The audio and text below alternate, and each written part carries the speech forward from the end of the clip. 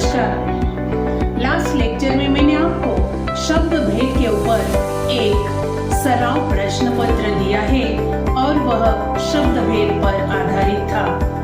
शब्द भेद पर पहला प्रश्न आपने लिखा ही होगा। आज मैं आपको दूसरा सराव प्रश्न पत्र दे रही हूँ। वह प्रश्न पत्र भी शब्द भेद पर आधारित प्रश्न दूसरा होगा और उसका स्वरूप जो है वह शब्दों का वाक्य में प्रयोग करना है। यही प्रश्न आपको अपने नोटबुक में करना है। उसकी जानकारी मैं आपको दे रही हूँ। सराव प्रश्न पत्र। यह प्रश्न पत्र शब्द भेद पर आधारित ही है।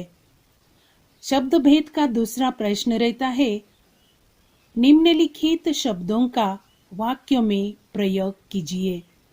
और कुछ शब्द दिए जाते हैं और वही शब्दों का प्रयोग आपको वाक्य में करके वाक्य लिखना पड़ता है। इसके उदाहरण मैं आपको समझाती हूँ।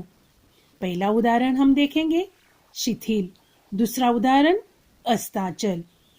तो इन दो शब्दों का वाक्य में प्रयोग किस प्रकार किया जाता है देखेंगे।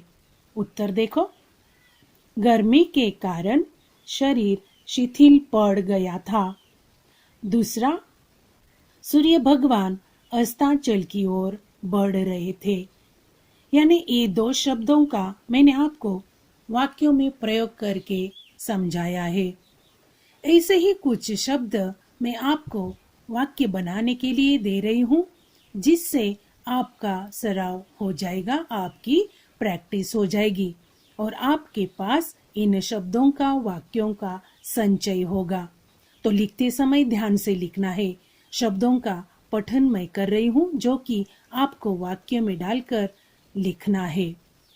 मवेशी, बात, चारा, बिस्तर, साइकिल, फुर्सत, वहाँ, कभी कभी, प्रसिद्ध, संस्मरण, सौंदर्य, देश, साफ, लड़की और मकान।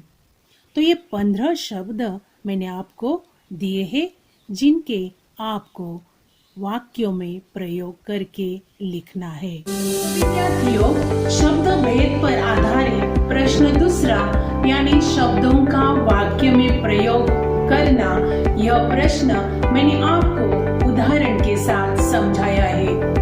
इसी पर आधारित जो उदाहरण मैंने आपको समझाए, उसी पर आधारित 15 शब्द मैं आपको लिखने के लिए दे रही हूँ।